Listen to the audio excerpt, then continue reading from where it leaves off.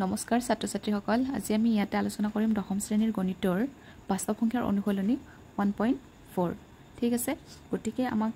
ইয়াত question number 1ত কৈছে যে তলত উল্লেখ কৰা এই পৰিমেয় সংখ্যাবোৰৰ দশমিক বিস্তৃতি পৰিসমাপ্ত বা হাবদি নাইবা না নিৰ্বধি হেতু আমাক চাব দিছে হাবদি হবনে নিৰবধি হ'ব কি বিস্তৃতিত মানে দশমিক বিস্তৃতি থাকিব হেতু চাব দিছে গতিকে হাবদি নে নিৰ্বধি সোৱাৰ আগত আমি দুটা নিয়ম জানিব লাগিব সেই দুটা হল গতিকে নিয়ম দুটা মই লিখি দিছো ইয়াতে মানে হাবদি হলে কেনেকুৱা হ'ব আৰু নিৰ্বধি হলে কেনেকুৱা হ'ব ঠিক আছে সো হাবদি হলে আমাৰ আৰু দশমিক বিস্তৃতি গতিকে মানে আমাৰ হাবদি হ'ব লাগিলে হৰৰ মৌলিক উৎপাদকীকৰণত 2 to the power n বা 5 to the power m নতুবা 2 to the power n into 5 to the power m আৰিৰ হ'ব লাগিব আৰু নিৰ্বধি হলে যদি আমাৰ এটো আৰি যদি নাথাকে মানে হৰৰ মৌলিক উৎপাদকীকৰণত 2 to the power n into 5 to the power m আৰিৰ যদি নহয় তেতিয়া নিৰ্বধি হ'ব হয়নে এটাই কথা এই দুটা বস্তু তোমালোকে কিন্তু মনত ৰাখিবা তেতিয়া আমি হাবদি হয়নে হাবদি নে নিৰ্বধি হ'ব বস্তুটো তেতিয়া আমি ডাইৰেক্টলি মানে বাছি উলিয়াব পাৰিম যে হাবদি হলে হয়তো বস্তুটো 2 to the power n বা 5 to the power m নতুবা 2 to the power n into 5 to the power m আৰিত থাকিব আৰু যদি এটো আৰি যদি নাথাকে তেতিয়া হি নিৰ্বধি হ'ব হয়নে গতিকে আমাক কোৱেশ্চন নম্বৰ 1 ত কি কৈছে চাওখা এতিয়া আমাক কোৱেশ্চন নম্বৰ 1 ত কৈছে যে দীৰ্ঘ হৰণ নকৰাকৈ তলত উল্লেখ কৰা পৰিমেয় সংখ্যাবোৰৰ কোনবোৰ দশমিক বিস্তৃতি পৰিসমাপ্ত নাইবা কোনবোৰ নিৰবধি পৌনঃপুনিক দশমিক বিস্তৃতি থাকিব বৰ্ণনা কৰা এতিয়া আমি চাই যাম ঠিক আছে এক নম্বৰটো আমাক কি দিছে চাই লও 13/3125 এক নম্বৰটো দিছে আমাক 13/3125 ঠিক আছে গতিকে মই ইয়াক কি কৰিম 3125ক যদি মই যদি কৰি চাও 3125ক মই ইয়াতে কৰি চাব লাগিব 5 এৰে যদি কৰি চাও 5 6 গুণ 30 ঠিক আছে 5 6 গুণ 30 31 হ'ব লাগে এক বাকি ৰল 12 হল 5 2 গুণে 10 1 12 2 বাকি ৰল 5 5 গুণ 25 আকৌ যদি 5 এৰে চাও 5 গুণ 5 0 5 গুণ 5 12 হল 5 2 গুণ 10 1 12 আকৌ 5 5 গুণ 25 আকৌ 5 এৰে যাব 5 2 গুণ 10 1 12 দুই বাকি ৰল আকৌ 5 5 গুণ 25 আকৌ 5 এৰে যাব 5 5 গুণ 25 হয়নি নাই গতিকে আমি কি পালো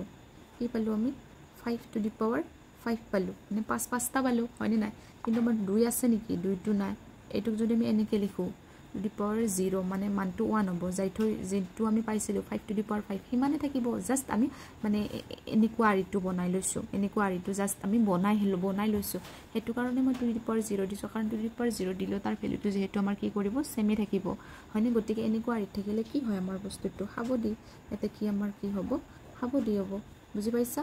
ঠিক তেনেদৰে এবাৰ আমাক দিছে 2 নম্বৰটো আমাক দিছে যে 17/8 আছে 2 নম্বৰটো আছে নাই এতেকে এইটো হ'ব আমাৰ 17 আৰু এইটো আমি কেনেকৈ ভাঙিব পাৰো 8 মানে 2 কিউব মানে নাই 2 3টা হলে হেতু আমাৰ কি হ'ব 8 হ'ব আৰু যেটো 5 নাই এটো মই এনেকৈ লিখিব পাৰো কাৰণ এনেকৈ লিখিলো তাৰ ভ্যালুটো সেমে থাকিব মানে 1 হ'ব 2 কিউবে হৈ থাকিব গতিকে এটো আৰিত পৰিছে নে নাই আমাৰ 2 to the power n into 5 to the power m আৰিত পৰিছে নে নাই হেতু আৰিত পৰিলে আমাৰ কি হয় হাবদি হয় গতিকে এইটোই আৰু ইমান ইজি মানে টাৰ্ম কেইটা জানিলে হাবদি নে নিৰ্বধি নিজে বাছি উলিয়াব পাৰি ঠিক আছে তাৰ পিছত আমাক নেক্সট 3 নম্বৰটো দিছে যে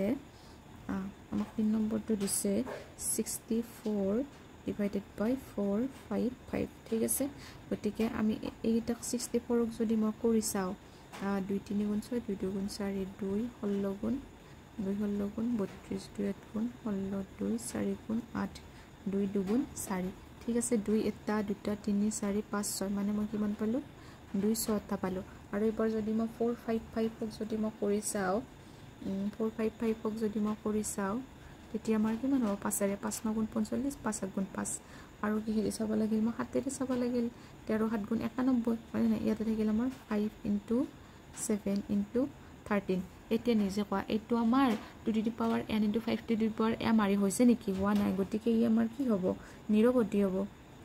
বুজি পাইছা এইটো একদম ইজি ঠিক আছে তাৰ পিছত আমাক 4 নম্বৰটো কি কৈছে 4 নম্বৰটোত আমাক দিয়া আছে যে 15/16 দিয়া আছে নে গতিকে 15 to 15 হিচাপতে ৰাখিলো 16টোক মই ভাঙিব পাৰো নে নাই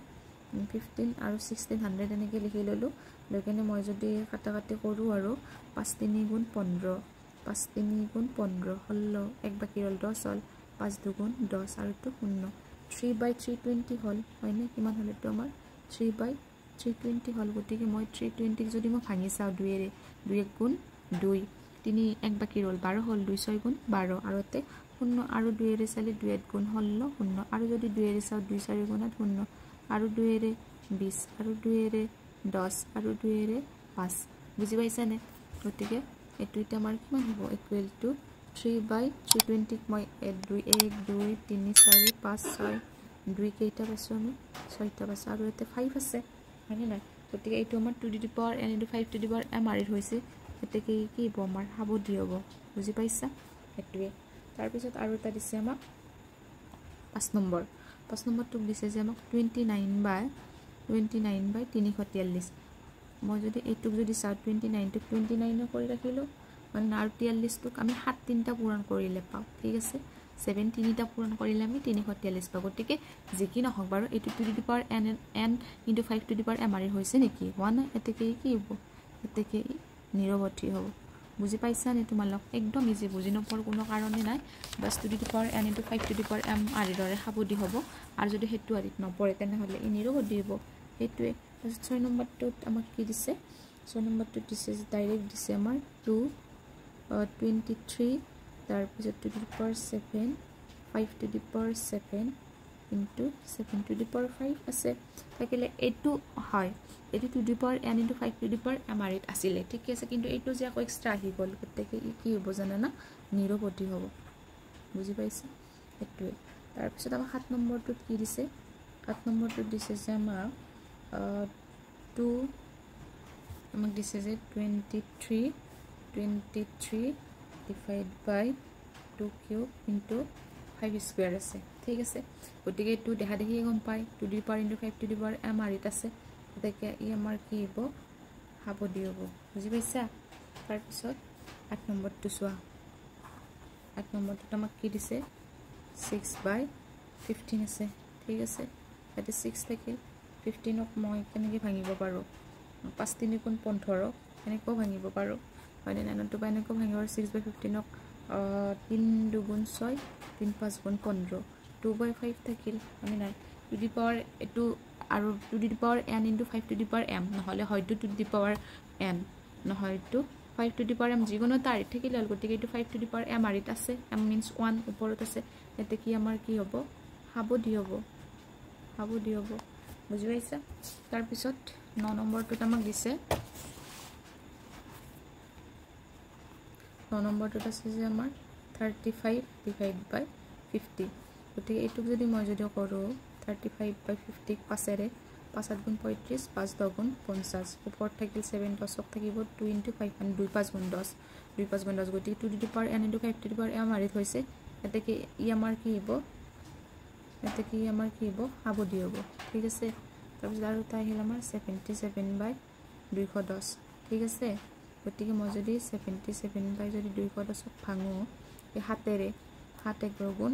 77 হাতেদি 7 3 গুণ 21 0 ইয়াতে থাকিল আমাৰ 11/30 11/30ক মই যদি ভাঙো 5 2 গুণ 10 10 3 গুণ 30 এটো 5 to the power n * 5 to the power m আৰিত মানে কৰিব পৰাত আছিলে কিন্তু 3 টো যে আকৌ বেছি আহি গল মানে না গতিকে এইটো আমাৰ এতিয়া কি হ'ব নিৰৱধি হ'ব বুজি পাইছে তোমালোক এটোত হেতুৱে চাব দিছে আমাক খাব দিনে নিৰৱধি বাস মই লিখি দিও নিয়ম দুটা মনত ৰাখিবা যে to the power n * 5 to the power m নহলে only to the power m only 5 to the power m মোটামুটি এইটো আৰিত থাকিলে আমাৰ হাবদি হ'ব আৰু যদি এইটো আৰিত যদি আমি নাপাও অন্য কিবা এক্সট্ৰা পাও বেলেগ পাও তেতিয়া হি হ'ব আমাৰ নিৰৱধি ঠিক আছে তাৰ পিছত আমাক কোৱেশ্চন নম্বৰ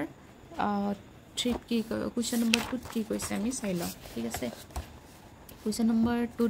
এটো বাৰু ইমানটা ইম্পৰ্টেন্ট নহয় গতিকে মই ডাইৰেক্টলি কোৱেশ্চন নম্বৰ 3 কৈ থৈ দিছো যে তলৰ বাস্তৱ সংখ্যাবোৰ ইয়াত দেখুওৱা ধৰণে দশমিক বিস্তৃতি আছে প্ৰতিটোৰ ক্ষেত্ৰতে ই এটা পৰিমেয় হয় নে নহয় সিদ্ধান্ত কৰা যদি ই পৰিমেয় আৰু ই p/q আৰিৰ তেন্তে ইয়াৰ pqৰ মৌলিক উৎপাদকীকৰণৰ বিষয়ে কি ক'ব পাৰিবা ঠিক আছে গতিকে আমি এটো তিনিৰ ফাৰ্স্ট 1 নম্বৰটো কৰি চাম গতিকে তিনিৰ 1 নম্বৰটো আছে 43.123 4 5 6 7 8 9 ঠিক আছে গতি ইয়াক যদি মই কৰো 4 3 ইয়াতে আছে 9টাৰ পিছত আছে দশমিক আছেনে তলত মই 10 টু দি পাৱাৰ ডাইৰেক্ট 9 দিলোঁ কাৰণ 10ৰ লগত যেহেতু 9টা শূন্য হ'ব আৰু বাকী এটা দশমিকটো উঠাই দিলে 1 2 3 4 5 6 7 8 9 এনেকুৱাই হ'ব হয়নে নাই এতেকে এইটো আমাৰ কি হ'ব মই যদি 10ক ভাঙো 2 into 5 whole to the power 9 থাকিল আৰু ওপৰত থাকিব আমাৰ 4 3 1 2 3 4 5 6 7 8 9 ইমান থাকিল নে নাই এতেকে মই এটো কি লিখিব পাৰো 2 to the power 9 into 5 to the power 9 মানে এটো লিখিম আমি 4 3 1 2 3 4 5 6 7 8 9 ইমান থাকিল এতেকে মই লিখলাম এতেকে দেখা গ'ল যে কিউৰ মৌলিক উৎপাদকীকৰণ হ'ল যে কিউৰ মৌলিক উৎপাদকীকৰণত 2 আৰু 5 আছে নে নাই 2 আৰু 5 আছে ঠিক আছে তাৰ পিছত আমাক 2 নম্বৰটো কি দিছে তাৰ পিছত আমাক 2 নম্বৰটো দিছে যে 0.12012001200120000 গতিকে এইটো আমাৰ ডাইৰেক্টলি দেখাতে গম পাই ন এইটো অপৰিমেয় গতিকে প্ৰথমটো আমাৰ কি আছিল প্ৰথমটো আমাৰ পৰিমেয় আছিল সেই কাৰণে ইয়াৰ p বাই q আদিৰ কিউৰ মৌলিক উৎপাদকীকৰণৰ বিষয়ে ক'বলৈ দিছে মানে নাই যদি এই পৰিমেয় আৰু আমি প্ৰথমটোত আমি কৰি কেনে গম পাইছো যে কিউৰ মৌলিক উৎপাদকীকৰণত অমুক থাকিব ঠিক আছে গতিকে এইটো 2 নম্বৰটো যেহেতু ডাইৰেক্ট অপৰিমেয় গতিকে ইয়াক আৰু কৰি কেনে কোনো লাভ নাই এইটো আৰু তেনেকৈ কৰি থাকিব নালাগে ঠিক আছে এবাৰ আমি কৰিম 3 নম্বৰটো কি আছে 43.123456789 গতিকে এইটো এবাৰ আমি কৰিম ঠিক আছে কাৰণ আমাৰ 2 নম্বৰটো নোৱাৰি বাৰু কাৰণ 3 নম্বৰটো দিছে আমাৰ 43.123456789 এইটো আমাৰ কি হ'ব এইটো আমাৰ ডাইৰেক্টলি পৰিমেয় হ'ব গতিকে এইটোৰ কিউৰ মৌলিক উৎপাদকীকৰণত কি হয় আমি সেইটো চাব পাৰিম হয়নে নাই গতিকে যেহেতু আমাৰ 9টাৰ পিছত দশমিক আছে গতিকে 9 to the power 9 আৰু ইয়াতেটো 4 3 টো থাকিবই 1 2 3 4 5 6 7 8 9 বুজি পাইছা গতিকে ইয়াতে আমি এতিয়া কি লিখিব পাৰো 9 টোক মানে ভাঙিব আৰু 3 স্কয়াৰ মানে 9 আৰু বাহিৰতটো 9 থাকিবই আৰু ওপৰত আমাৰ কি থাকিব 4 3 1 2 3 4 5 6 7 8 9 মানে ইমান থাকিল গতিকে ইয়াৰ পৰা মই মাইনাস কৰিব লাগিব এই 43 টো ঠিক আছে ইয়াৰ পৰা মই এটো মাইনাস কৰিব লাগিব এতিয়া যদি মোক তোমালোকে কোৱেশ্চন কৰা কিয় মানে এটো নিয়ম ঠিক আছে এনেকুৱা বিলাক মানে এনেকুৱা সিস্টেমত কৰা হয় তাৰ পিছত গতিকে মই যদি ইয়াক কৰো কিমান পাম 3 9 দুগুণে 18 থাকিল ঠিক আছে 18 থাকিল আৰু ওপৰত থাকিব আমাৰ 4 3 1 2 3 4 5 6 7 4 6 এইটো প্ৰায়টো বিয়োগ কৰিলে আমি এইটো পাম এতেকে দেখা গল যে কিউৰ মৌলিক উৎপাদকীকৰণত আমি কি পালো 3 পালো হেতুই সুধিছে কিউৰ মৌলিক যদি পৰিমেয় হয় তেনেহলে কিউৰ মৌলিক উৎপাদকীকৰণত কি পাইছা হেতুই সুধিছে এতেকে দেখা গল যে কিউৰ মৌলিক